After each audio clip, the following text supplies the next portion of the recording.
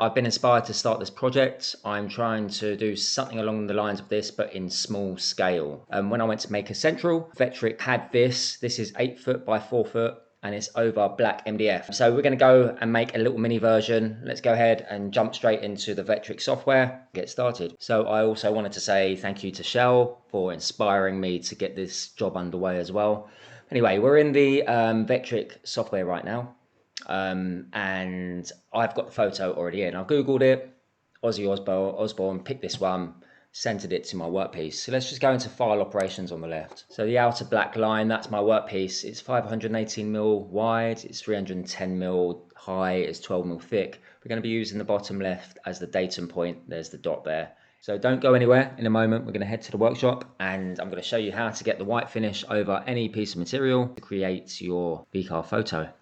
It's really simple. Once you've centered it, you could do it two ways, to be honest. You could stretch this photo past your workpiece, okay? So it fills up your entire workpiece.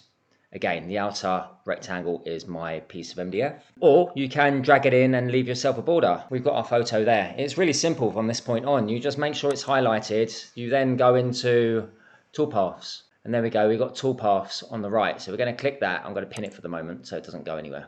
Already created a toolpath, but for you, so you know, it's this one here, photo v-carve. We're going to click on that. So for something quite small, I am going to be using a 60-degree V-bit, the smallest one that I have. Depth is only going to be 2mm deep, so not very deep at all. And that's all we really need to know. I've gone for 145-degree density of the lines. How close those lines want to be. I kind of like the spaced out look a little bit. I don't like it too close. I did a project for someone not long ago, and I think I made them slightly too close. So yeah, play around with that. You can also use the preview on your toolpath in a moment to see what it looks like. So there we go, 145. One more thing to do is what direction or what style do you want the pattern to be? Do you want it to be diagonal lines or lines? Do you want it to be patterns? Do you want it to be wavy? You can play around with that. I'm doing raster. And then, so we can play around with the line angle, okay? I'm going for 45 degree, gonna just stick with that. Name it whatever you like. You can name it Ozzy or whatever you want. I just thought I'd pick Ozzy because, again, Vectric inspired me to do so and it came out so well, I wanna give one a go myself. So from here, all you need to do is press calculate and there's our lines. And then all we need to do is just press preview, visible toolpaths. And there we go, we've got our picture. As you can see, we've got the border all the way around. Okay, I'm still thinking those lines are quite close together. So let's see if we can quickly change that. I am going to go to a little bit less, maybe 157. Calculate. Reset preview. Preview all toolpaths. Yeah, they look a little bit more spaced apart. I think I am happy with that. Remember, the more lines you have, the longer it's going to take. But anyway, we're good with that. Let's close that up. Click the toolpath, press save, save toolpath. Make sure you've got a little dongle in your computer. Save it to that so you can bring it into your machine. That's what I'm going to do now.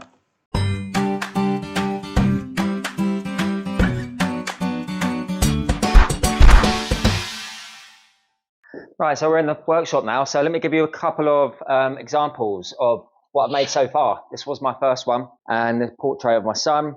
Just so you know, photos, a close-up of the face is what you want. You don't want any noise in the background, no scenery. You just get a face, that's going to give you the best results. It's a picture of me, thumbs up. Can you see what it is? You see this one is also brown as well. This is over just standard MDF. This one is actually over MR MDF, green. I find this gives you the best results, as in the look. It's quite funky. You can get red MDF as well. Becky at Vectric used Valchromat, but that is very expensive. It's about 100 and something pounds a sheet. I'm also using 9mm, okay, so 9mm to 12mm. Actually, this one is 9, and those two are 12, so 9 works. This is my son, side profile. Again, you can see a little bit in the background. This is over standard MDF. So you get different feels, different colors. And I'm going to tell you how simple it is. You just grab yourself an offcut MDF. I think it's, well, it's the only thing I've tried, but I think it's going to be the best for you because it's a solid color throughout. If you've got ply, you've got grain in there, you've got layers, stuff like that. It's not going to give you consistent results. And all you're then going to need to do is give it a coat of paint. I've got a sprayer in there. just gave it a little paint. Just one heavy coat that was in about 5 seconds.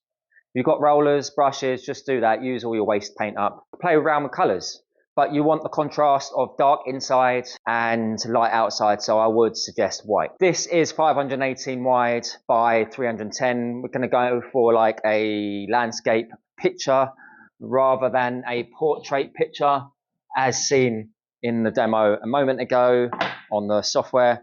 So all I need to do is get that stuck down now, set my datum point on the Smartbench and get cracking. So I'm not going to bore you with setting it all up. I'm just going to get it stuck down. But just a little tip for you, if you are sticking down on your CNC, I love using carpet tape, okay? Not any other double-sided tape, carpet tape, because it's got some kind of mesh backing and it stays together as you peel it off. I'm going to just put a couple of dabs in the corners, tiny little pieces. Okay, we can do that together now if you like. Just like tiny little bits like that, not a lot. And then if you want one in the middle, because your material might have a little belly in it or something like that. So just one in the middle to be safe. This isn't going anywhere because we're cutting away so little that there's no force on the workpiece. And let's get it stuck down. I'm just going to go in the center of my machine. You know, any CNC should be able to do something like this. As long as it's big enough for your workpiece. The Smartbench has been re-released. That's what I'm using right now. I just love its versatility.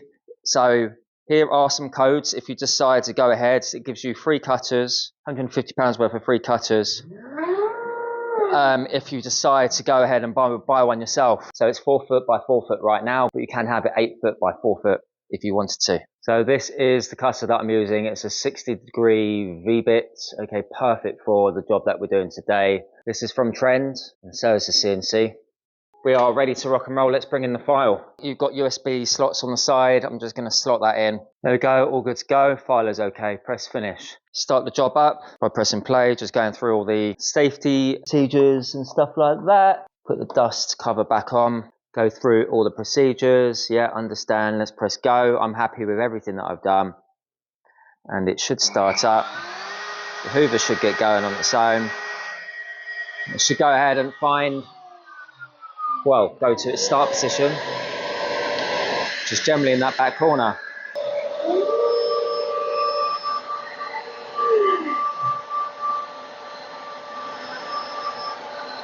That's a good start. You can see the border is leaving.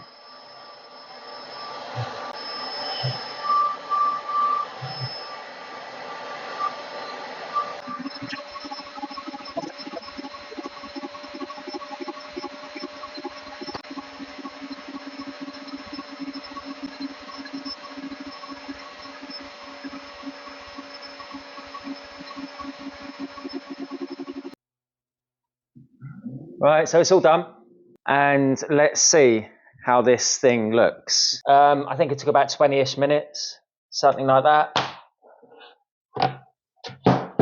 I love this. This is the air duster from Wolfbox, a digital air duster, 3 speeds.